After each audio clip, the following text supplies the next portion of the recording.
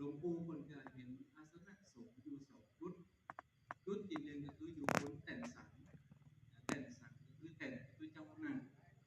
คนบ้านวันนี้ขึ้นจะขึ้นนะแต่นสังเนี่ยแต่นสำหรับผู้เจ้าคนนั่งจะไปสุ่ม4สุ่ม5คนเปล่าเปิ่นกระจี้ถามว่าบนแต่นสังนะที่ตน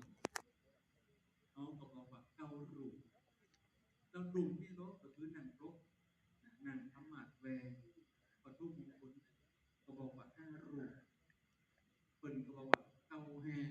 สกาตั้งหลายก็ให้หลวงพ่อคือเกาแฮเนาะปรากฏว่าตะวันที่บดีเกาแฮอันนี้พระอูนี่ปัจจัยว่าจุมือสดาญาติโยมทั้งหลายหลงนะโยมจะอธิบายคือคำว่าเก้าของหลวงพ่อกับ5ของหลวงพ่อคืออะไรอย่างหลังจากที่หลวงพ่อได้นั่ง